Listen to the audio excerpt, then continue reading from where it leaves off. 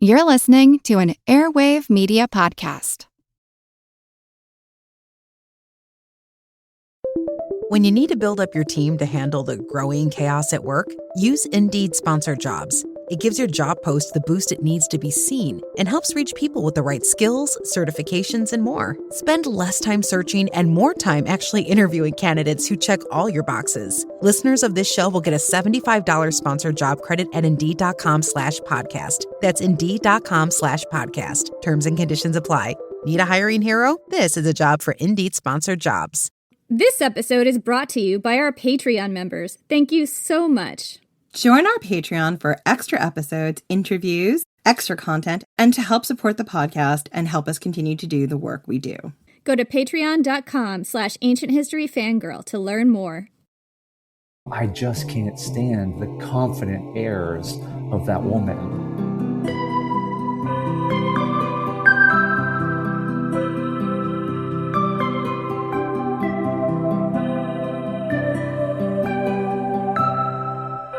I'm Jenny Williamson. And I'm Jen McMenemy. And this is Ancient History Fangirl.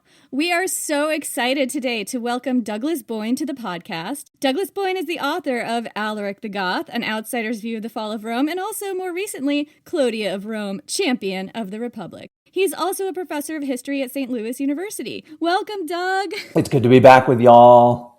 Thank you for having me. Thank you so much for coming on. Thrilled to be here. It's wonderful to be back. We had such a fun conversation talking about Alaric's romances last time that I needed to, we needed to come back and do it again. Absolutely. I am always down to talk about the real Alaric and what kind of scandalous things he was doing. Always.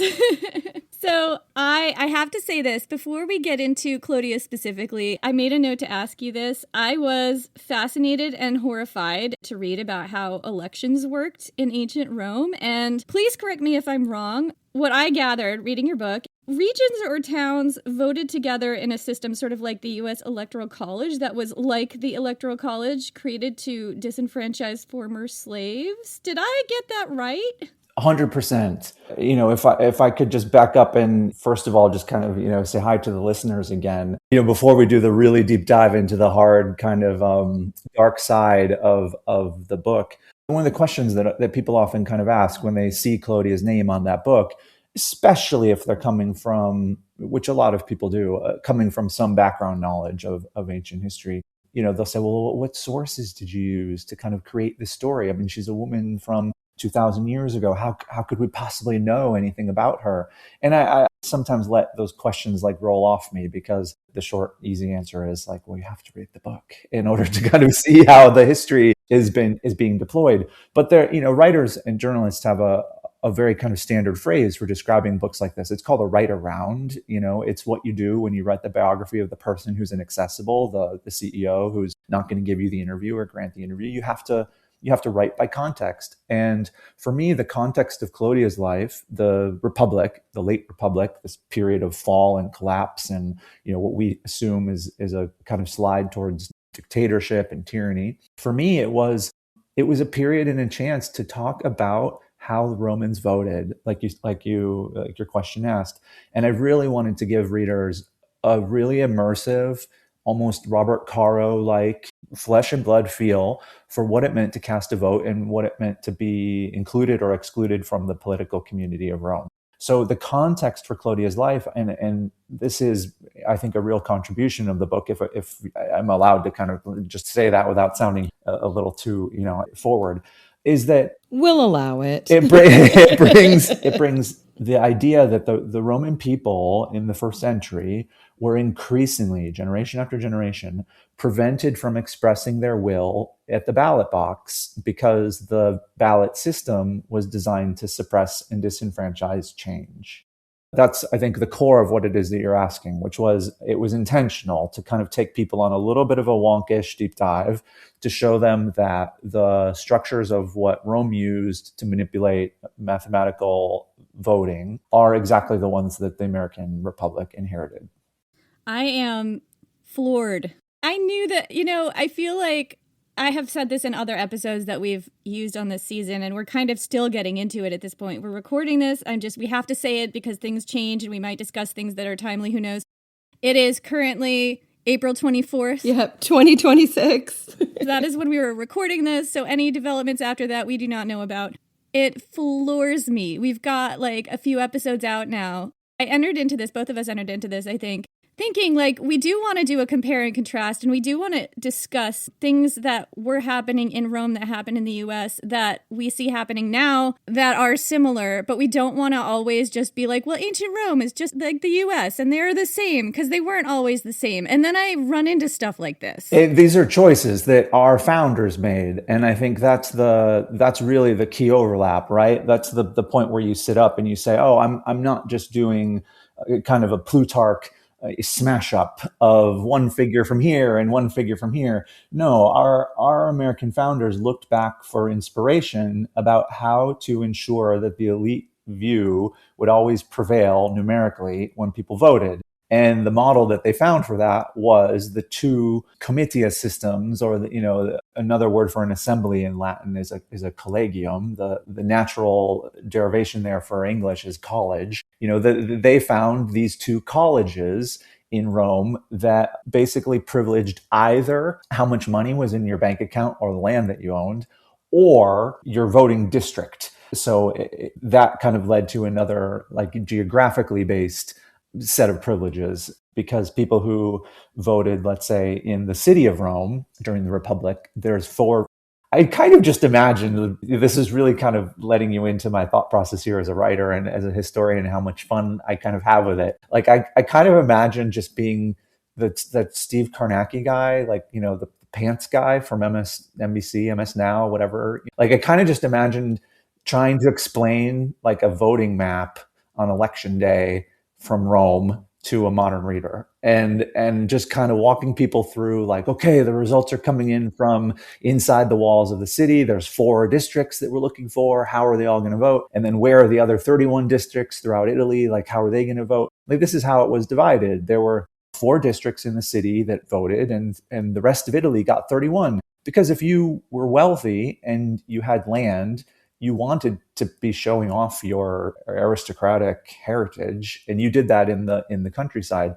So anytime there were new citizens, freed slaves, for example, or new territories that were conquered where you had to kind of move people into a district, or give them a voting district, they traditionally had more kind of progressive leanings. They wanted to see Rome change. They wanted to see Rome become a little bit more inclusive of their perspectives as outsiders, different ethnicities, and so forth. And Rome would consistently, the senators would consistently take all the new voters and put them in the city.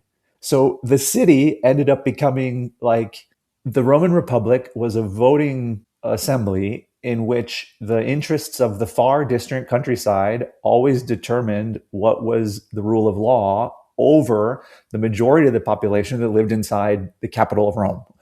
And this is like currently what is stymieing women's rights in America and constitutional protections in America and access to healthcare in America. This is literally the system. In the book, the furthest I go in time is Clodia's, the book is a prequel to Cleopatra. Spoiler alert. Like the furthest I go in time is Cleopatra, but all of the resonance, all of the modern conversation is meant to be there.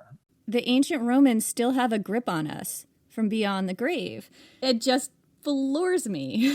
Well, I mean, it's by design. Like, how can it floor you? Like, the idea of America was it was set on this like classical education. These people were educated in this idea that Rome and Greece did something right? So they took all of that framework and then used it to their advantage. Like, we think of the Enlightenment and we think of like, the people setting up the American government as being like so ahead of their time. They were just recycling old tropes that they liked and refashioning them to fit their own purposes. Like, it's deeply depressing. So they were building this on a broken system that they idolized and taking the bits that they found to be most useful for themselves to structure a society they wanted, that they considered to be the ideal democracy, and then putting it forward into our government and our system. All of this was built from the beginning to function exactly the way it does. And it was built from some of the worst parts of Rome and then given it like a nice gilded, like a gold leaf coating. But yeah, it was always meant to work the way it's working. Totally. Because in large part, you look back, I mean, totally in agreement with you, Jen. You look back and you try and say to yourselves, okay, well, who's speaking for Rome?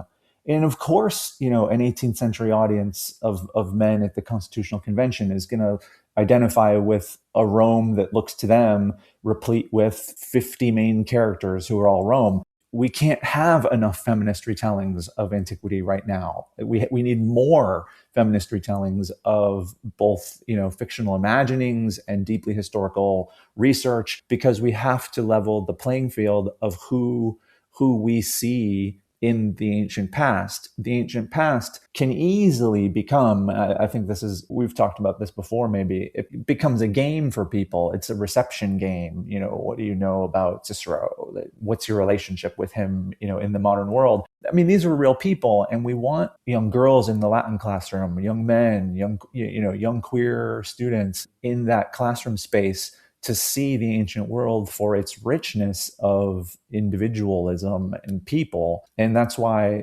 stories like Clodia's, with her name kind of in marquee letters, they're so essential for broadening our understanding of that past, because the one we inherited is quite limited. I will say there's a great book that I've been using for research for episodes that'll drop after this about, essentially, the book's called The First Ladies of Rome. It's fantastic. But one of the things that it really notes, and this goes back to Clodia, is a lot of the women during the foundation of America, like the wives of these like great Continental Congress and thinkers, they were also very versed in this education. And they would frequently talk about the great women of the Republic. Like Clodia wasn't necessarily one of them. They were talking more about like Brutus's wife and other like thinkers like that. They were versed in this system that would eventually become the oppressive system we have now. And they saw these roles of these women as being like good wives and supporting their husbands. And I do think like there is a lot of space in history where we need to start interrogating who the wives of these great men were and what their roles were in the democracy that we have now. It tells you everything I think you need to know about Clodia. This context in Rome of little girls that were taken by their parents. We have this story of little girls, their very first field trip, like with their parents. Like you remember, like, in America, it's like, oh, let's go to the Smithsonian, let's go see DC, let's go, experience civic culture. Young girls in Rome would be taken up to the Quirinal Hill, where there was a temple.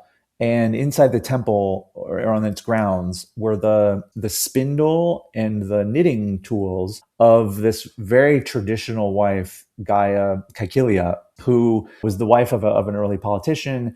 And parents would take their young girls up there to hope that, the sources say, that they would be inspired by a love of domestic tranquility and a love of feminine craftwork, as it were, with the implication being that they wouldn't ever try to rock the boat, that they wouldn't ever try to kind of stand up and be more headstrong about their beliefs. And this is an important context, I think, for someone like Clodia, because she doesn't make the cut in these stories about first ladies that the Romans look back upon. She is the outlier. She is the person who just chose to kind of upset the apple cart, as it were. And history has to be grateful to her for that. But finding her in this landscape of quite traditional women was difficult.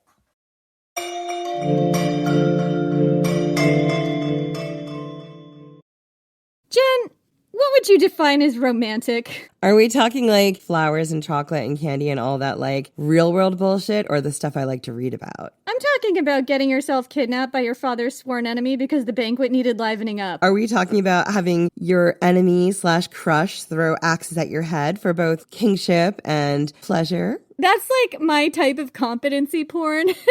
How about getting high in a weed sauna amid epic confusion about whether or not you're married to your sworn enemy? I love this so much. Yeah, and how about a sweeping epic historical novel set during the fall of Rome, featuring Alaric of the Visigoths, a barbarian warlord, and a wayward imperial princess who just wants to take control of her own destiny. How does that sound, Jenny? It sounds like my book, Enemy of My Dreams, which is available right now in hardback, ebook, and audio download wherever books are sold. Pick up a copy. We promise it's one adventure you'll never want to escape. Study and play. come together on a Windows 11 PC. And for a limited time, college students get the best of both worlds. Get the Unreal College Deal. Everything you need to study and play with select Windows 11 PCs. Eligible students get a year of Microsoft 365 Premium and a year of Xbox Game Pass Ultimate with a custom color Xbox wireless controller. Learn more at windows.com/student offer. While supplies last. Ends June 30th. Terms at aka.ms/collegepc. This is what everyone's talking about. Everything's on the table. This is what champions come to take. This is what everyone came to see. And the slam! No do-overs. No second chances. No more Mr. Nice Guy. This is winner take all. The NBA Finals continue on ABC and the ESPN app. Zootopia 2 has come home to Disney Plus. Let's go!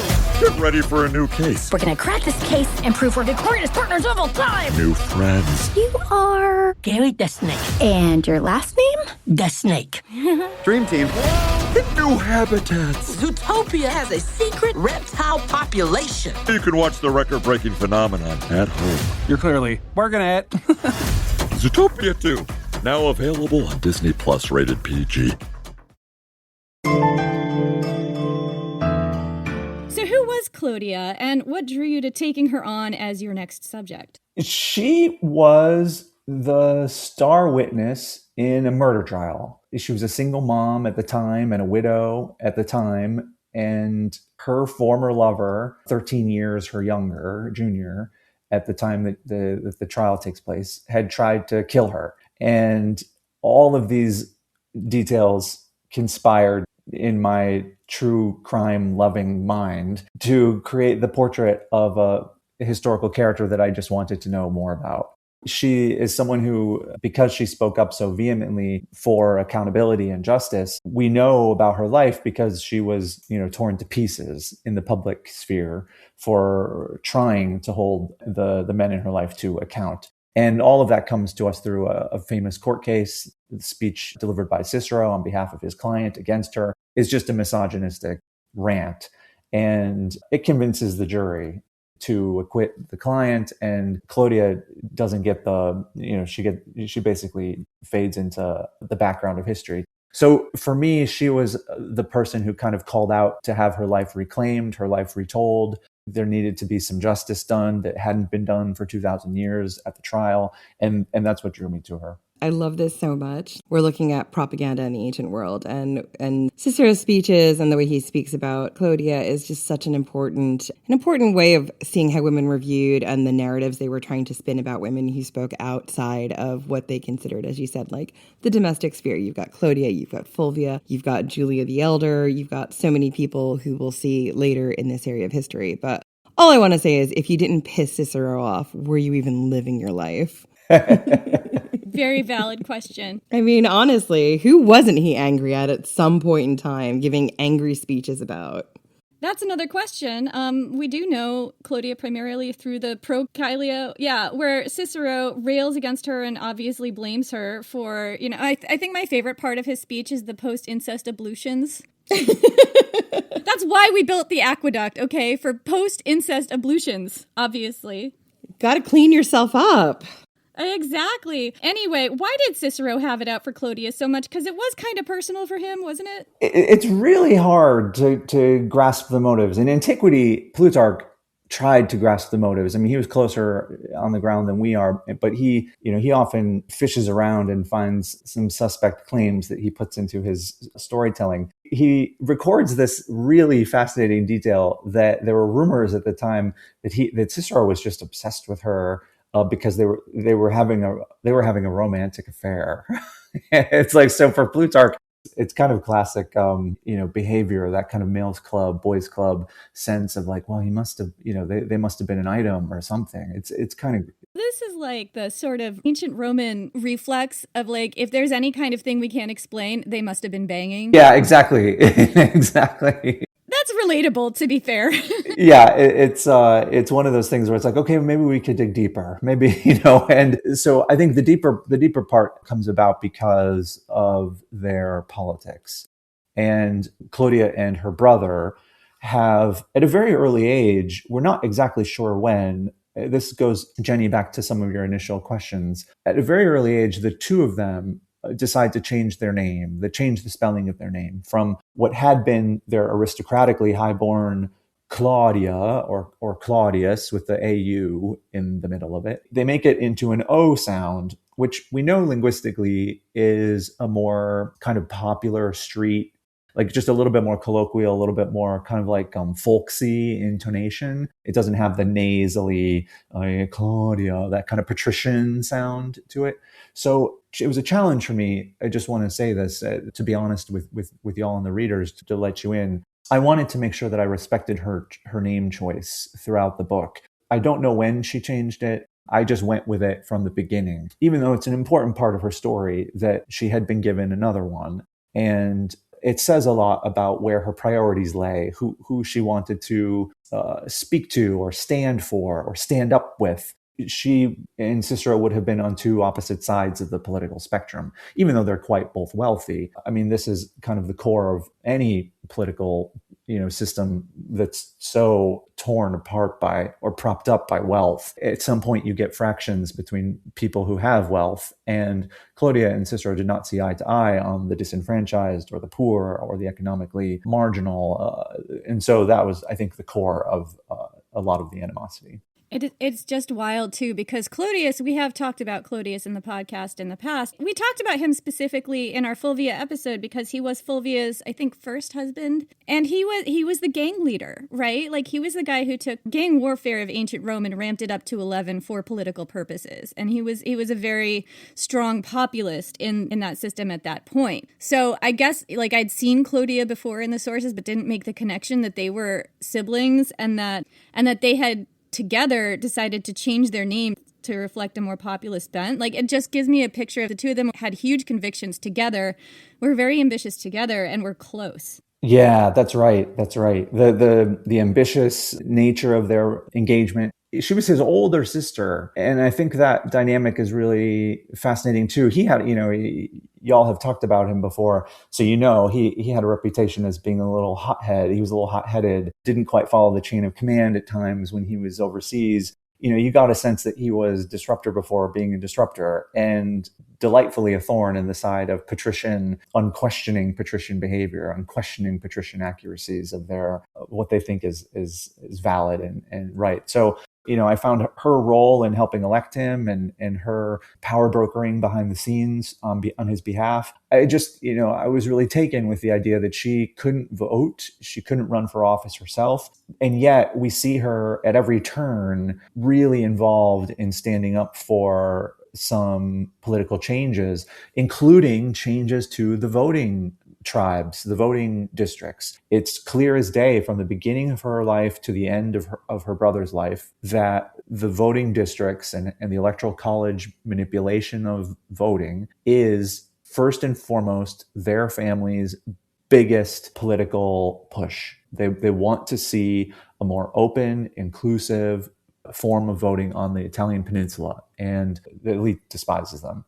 Absolutely. And that gets into my next question, is that the title of your book is Clodia, Champion of the Republic. Let's talk about how she was a champion of the Roman Republic, things that she did, things that she supported, including voting rights. Yeah, the subtitle, I have to say, I like it in many ways because it gives her an agency that is political, and it puts that agency in a historical frame which is big and period based for Rome. When you think of monarchy or republic or empire, you can kind of see from the subtitle that she's a big player at a pivotal time where there might be some room for maybe nuancing or maybe potentially, I don't know what people's thoughts are on this. I liked it because you got a sense that she was fighting for something. You got a sense that she cared really and deeply about the world that she lived in. And I think what drew me to her was this fact that she couldn't benefit from it, and yet it was her life's cause, this idea of changing and reforming. And to me, that's a really complicated character profile right there. That's a three-dimensional person right away. Like if your identity is kind of not at stake in what you're fighting for, who are you?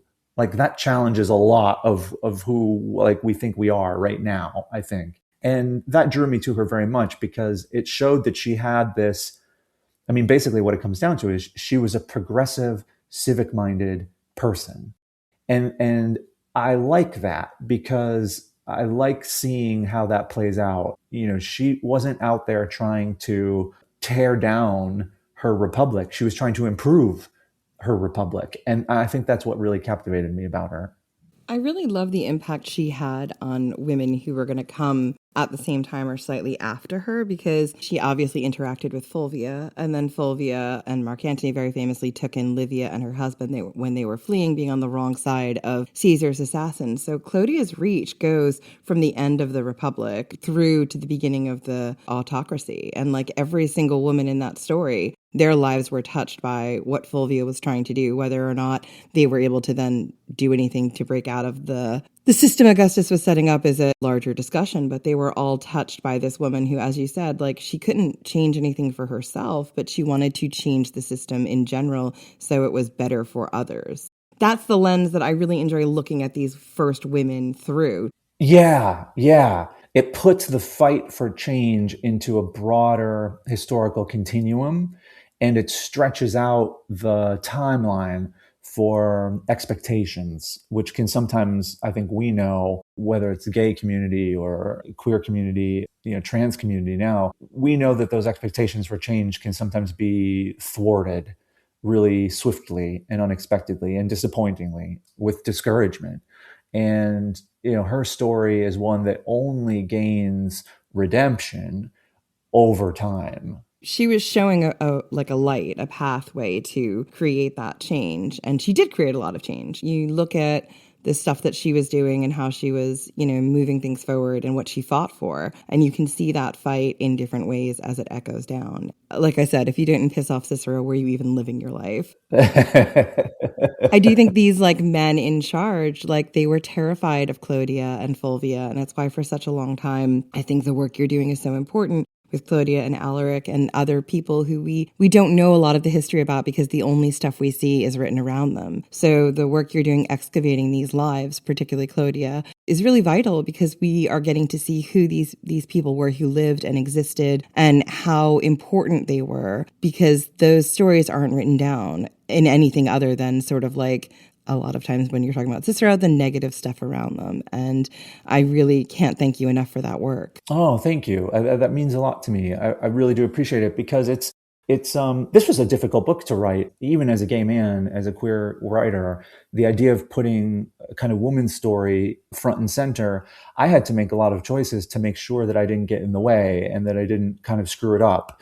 So, I was really intentional about every chapter has an epigraph that is a woman writer from antiquity. And I tried to center women's experiences in the story, almost so much so that I, as the author, don't really appear in the book until the final note. I didn't really try and I didn't try to put myself in the introduction. I didn't try to put myself in kind of an explanation of how it kind of came to her story. I just wanted her story to kind of be strong, like she was from the beginning. And I have to thank you for what it is you said.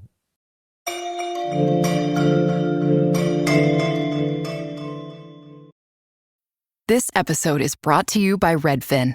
You're listening to a podcast, which means you're probably multitasking. Maybe even scrolling home listings on Redfin, saving homes without expecting to get them. But Redfin isn't just built for endless browsing. It's built to help you find and own a home. With agents who close twice as many deals, when you find the one, you've got a real shot at getting it. Get started at redfin.com. Own the dream. Tomorrow morning is knocking. Stock your fridge now. How about a creamy mocha frappuccino drink? Or a sweet vanilla? Smooth caramel maybe? Or a white chocolate mocha? Whichever you choose, delicious coffee awaits. Find Starbucks Frappuccino drinks wherever you buy your groceries. You may think you know McDonald's drinks, but you don't know them like this. From fruity refreshers like the Strawberry Watermelon Refresher and the mango pineapple refresher with popping boba, to crafted sodas like the Sprite Berry Blast with berry-flavored Sprite topped with cold foam. Who knew ice-cold drinks could be so fire? 6 all-new drinks are here. Try them all, now at McDonald's. Refreshers contain caffeine.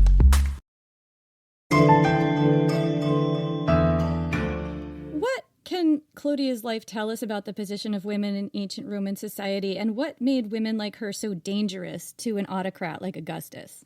Oh, man. I mean, just to go back to what Jen was saying just for a second about Cicero and kind of the people who were pissing him off or laughing at him, there's that wonderful line that he delivers with all of the snarkiness that you just want to kind of, it just makes you bristle, makes you want to kind of like smack him, where he says at the election of Clodia's husband to consul, she's up there on the dais with him. It's the big inauguration event.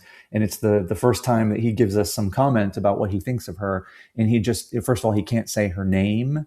And he says, I just can't stand the confident airs of that woman. And it's just such a, it's such a, you don't want to say wonderful without qualifying it, because it's like a wonderfully malicious line, maybe is like how best to say it. It's very mask off. Yeah. Jenny calls him the cattiest girl at the middle school table, and I think she's right. The middle school lunch table, yeah.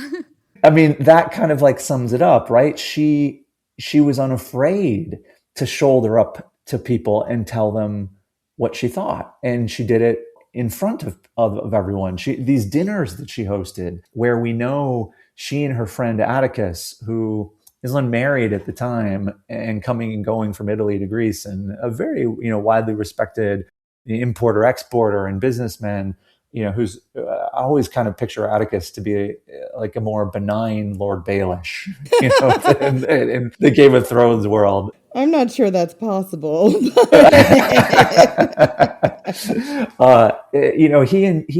He was kind of on the periphery of the Roman world because he didn't belong to the senatorial class, and she was on the periphery of the Roman world because they put her there. Men put her there. So these two folks, one by choice and one by circumstance, ended up having a really tight bond, and we see that a lot through Cicero's letters. He's writing to Atticus, and he's constantly asking, "What does Clodius say? What does Clodius say? Can you tell me what Clodius has said?" And I think that's part of this.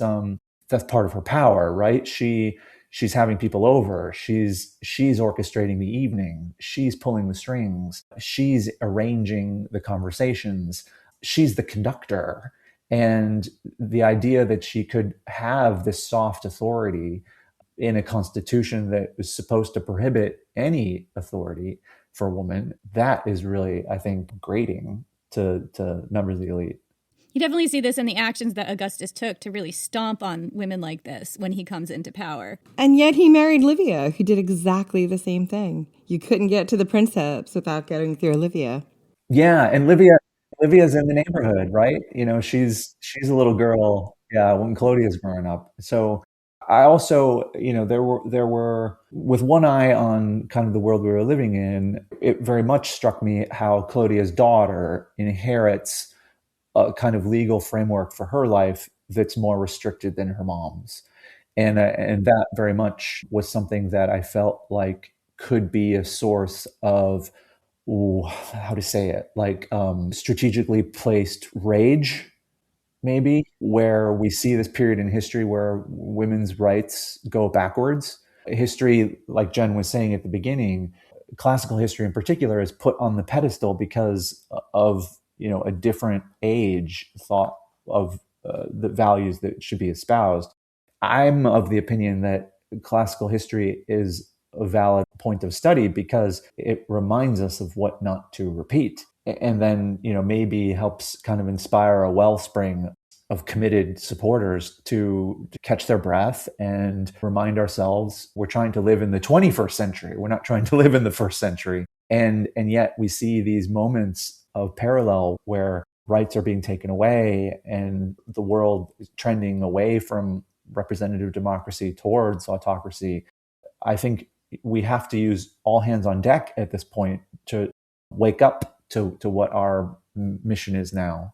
Yeah. I also think This is like, as you said, it's a 5-alarm fire, but you can explain to people how the fire is coming from within inside the house and how the house has been built on these, like, this fire has always been there. There's always been a safety valve that's going to say, right, if things get too serious, just like, knock here and the house will go up in flames. And I think, like, at least for me, like, I've always been very angry and pro-revolution and eating the rich, but spent a lot of my 30s kind of like, well, things have gotten better. It's going to be okay, right? Things are getting better. And forgetting that this has always been here. You get lulled into this sense of like, well, it's okay. We've moved so far. And it's like, we have, but all of the trappings are still there and we have to be vigilant, or else we will wind up having the same system that they want to create for us. All these backdoors are here.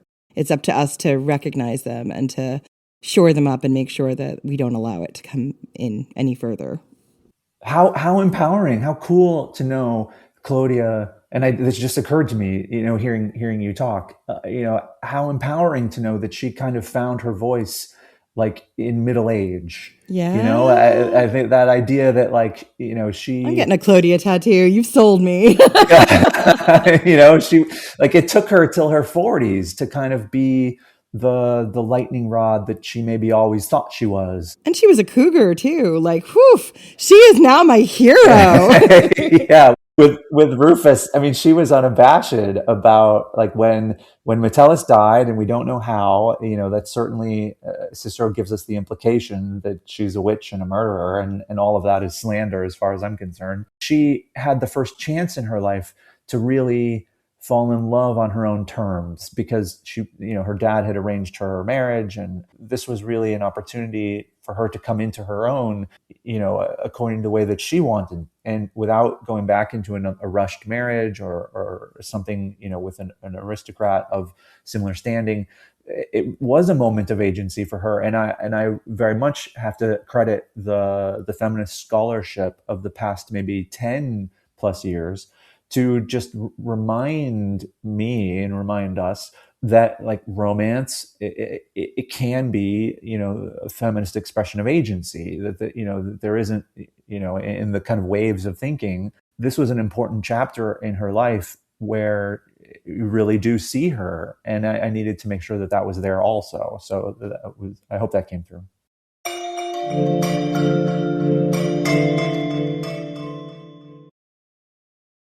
This episode is brought to you by Truly Hard Seltzer. We're always in touch, but nothing beats actually being together. This summer, grab a Truly Hard Seltzer. Light, bubbly, fruity, and make your dreams come truly. Truly is the official hard seltzer of U.S. Soccer. Visit trulyhardseltzer.com/locations to find Truly near you. Hard Seltzer Beverage Company, LLC. Boston, Massachusetts. Hard Seltzer. 5% alcohol by volume. Please drink responsibly. 21 plus only. If you've ever blasted synth beats from your boombox or burned CDs for your besties, this one's for you. As people get older, much like their music tastes, their health needs change. AG1 is the simple daily health drink designed to deliver over 75 essential daily nutrients and pre- and probiotics to support energy, digestion, and mood, so you can make the most out of every decade and dance break. Learn more at drinkag1.com. This spring, Uber Eats has you covered. Whether you're celebrating mom, dad, or your favorite grad, not all of us are great planners, and with the Uber Eats gift hub, you don't have to be. Send flowers, perfume, champagne, or just their favorite meal straight to their door. Gifts arrive in as little as 25 minutes, and you can add a personalized video message for that additional so-not-last-minute touch. So this spring, get a leg up on gift giving with Uber Eats. Last-minute gifts that land every time. Must be 21 or older to purchase alcohol. Product availability varies per region. See app for details. What lessons can we learn from Clodia's life about how ambitious women operated in the late Republic? Like, if I was an ambitious woman in this time who wanted to influence politics, what options did I have? I would say the options were in the house. And that's going to need some qualification for the modern audience, because we think of house and we think of like the domestic quarter that, maybe you have friends over once in a while, but it's like your space, and it's contrasted with the public sphere, like court or the legislature. And in Rome, your listeners are probably well familiar with the idea that the Roman home is like an extension of your office. work-life balance didn't exist in Rome. You had people coming over in the morning, you had, clients coming over throughout the day, you had the business associates showing up at dinner, and it was just one big work-life pot. And I think most women of the late Republic worked their powers in their house because that's where people came to them. And you really kind of saw, your husband's clients, they were your guests, and there was some deference that was delivered there, I think. So in particular, one example, all of these men, Clodia's husband, Clodia's brother, Pompey, all the big names of the Republic, for a good chunk of the late Republic, they're not in Rome because they're doing what we know the Roman men do, which is fight wars. And as a result, most of Rome's finances and family connections are being handled by wives and sisters. And that sisterly club, that sisterly bond, sisters-in-law or neighbors, or, those women are really in charge of making sure that their destitute husband gets the money that he needs because he's forgotten to pack his coin purse or something. We hear about this in the sources. They're really in charge of hosting salons and events, pushing forward the expectations for literature, for art, being patrons of culture, crafting new stories based upon new styles of writing that are becoming more popular in a landscape where there's no permanent theater. You sit at home and you invite people over. I think they ran the world from their houses. I don't think that's as dismissive as the modern ear hears it. I think that's where you want it to be. That is so fascinating. I mean, and I know like the influence of the, quote unquote private sphere where women are supposed to be relegated to in these very conservative, highly, controlled, like strong gender roles, whatever societies. There's a lot more permeability between public and private in this situation than you would think, first off. That actually brings up another thing that I found absolutely fascinating in your book is the role of the defeat of Mithridates of Pontus in women's expansion and education in Rome. Can we talk about that a little bit?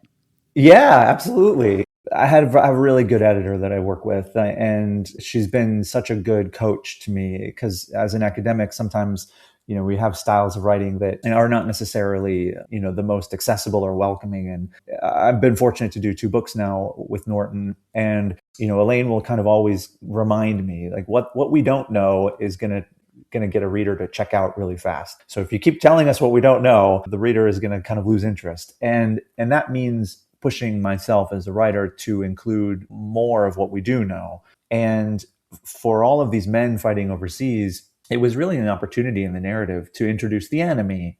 Rome's enemy at that point was King Mithridates of Pontus, this guy who speaks 22 languages and is the kind of Bond villain who has the garden of poisonous plants and, wants to take over the world. It was fascinating to kind of chart how science and botany change in Rome through Rome's military conquests when they acquire King Mithridates' library and his knowledge of toxins and poisons. All of that stuff comes into Rome in a way that ends up helping the cosmetic industry a little bit, to put a finer point on it.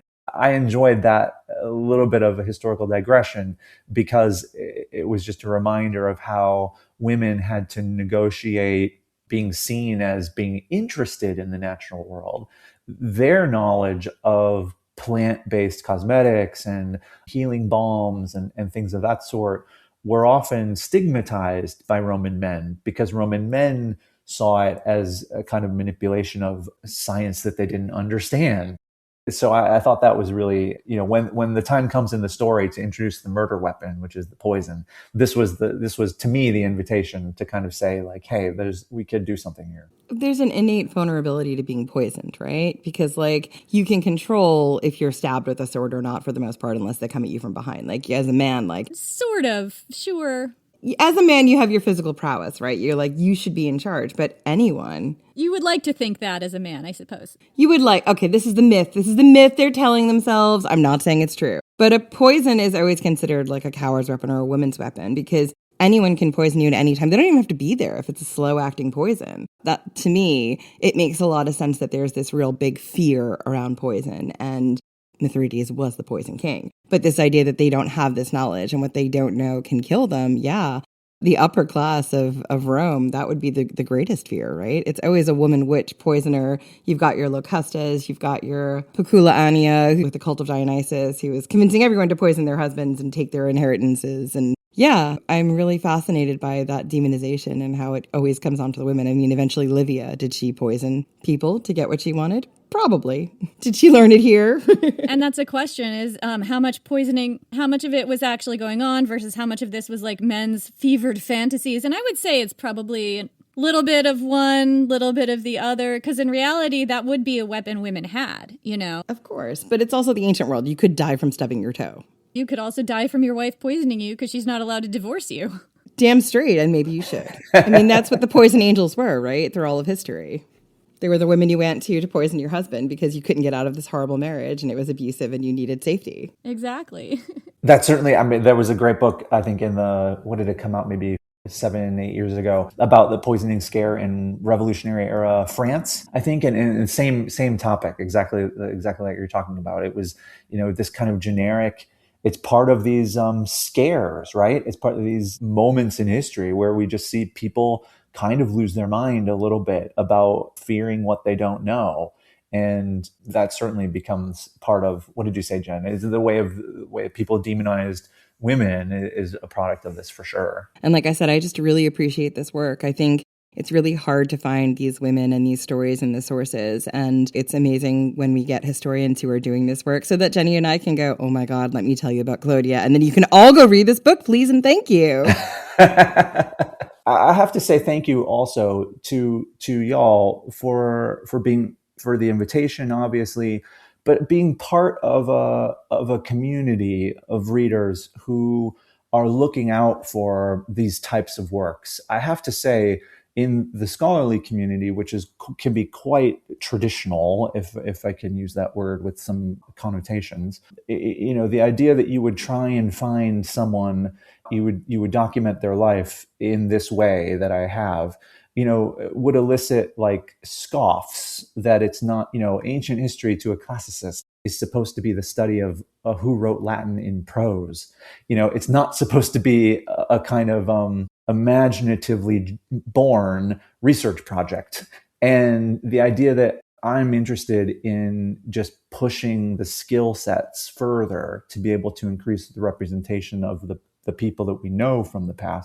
It's always wonderful to be with y'all and to know that your readers are out there wanting it. I'm very thankful. Yeah, I mean, I think it's so important to do this work because like Jen said, like we've all been saying, this is how we uncover the lives of people who aren't necessarily highlighted in the ancient sources. I'm always interested in what the women were up to, like what the trans people were up to, what the poor people were up to, like what the people who history doesn't necessarily want to document and possibly wants to specifically obscure. I want to know what their lives were like because sometimes it's very different than what the landowning rich people were up to. The best men. Ugh. Every time we hear the optimists, I'm like, oh, tell me something else. It was a reflex. It's like a really strong reflex that we both developed. But yeah, like I think that work, you can find stuff that is probably as factual as anything else, but I think what we call it is triangulating and using your imagination to find sources that people wouldn't necessarily think of too. I think that's really important. Yeah, you have to push yourself to just recognize that the archive is entirely the past and it's not one author, it's not one canon. If you can get outside that box, there are sources. Before we go, I just want to say one thing, Jenny, because it ties back to something you said earlier, Doug. Doug had said that, it's an act of feminism that we see later on, falling in love and being able to be with someone that you love. And Jenny, as a historical romance novelist who wrote about this in your novel, I think that it is an act of feminism and power, like taking back your power, because a lot of times in the ancient world, marriage was political, it was based on family. And when Clodia was able to actually be with someone she cared about, that was her choice, that is a transgressive feminist move, regardless of how it turns out. Women choosing who to sleep with, like this has always been my big thesis. Women choosing who to sleep with, as opposed to being dictated, like you have to marry this guy, whatever. is something that really, really scares some people. And it's wild. Like, apparently this can just bring down empires. It almost brought down Augustus. He exiled his eldest daughter for this reason. I mean, it's what the Iliad is about. Like, theoretically, if you take out, that Aphrodite magicked everyone into falling in love with each other, not going into that, but I'm just saying, that's an explanation for a woman choosing who to sleep with, right? Yeah. Or being so desirable that other men would fight over this woman in a way that most men, rational men, don't fight over, right? You can dispute how you interpret the Iliad, but I'm going with the idea that Helen had agency and she wanted to run off with Paris. That's my story. Anyway, I'm here for it. Sorry, I just thought we'd add that in.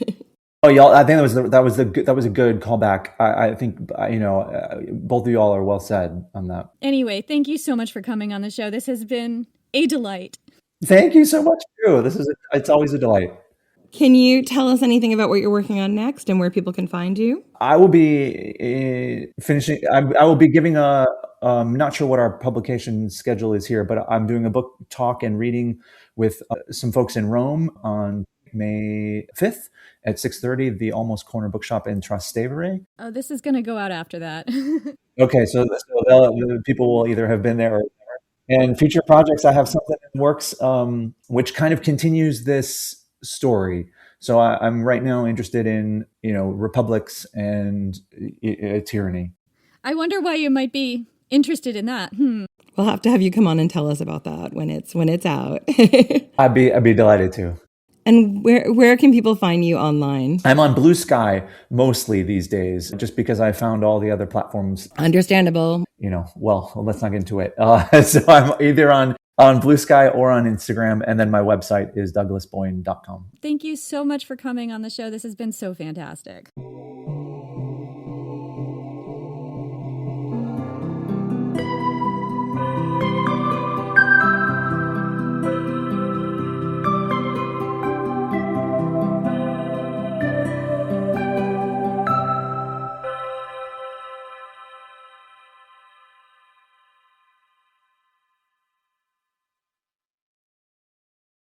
In Michigan, you can feel the energy everywhere in the fresh breeze of a riverfront stroll or nightlife that hums with electricity.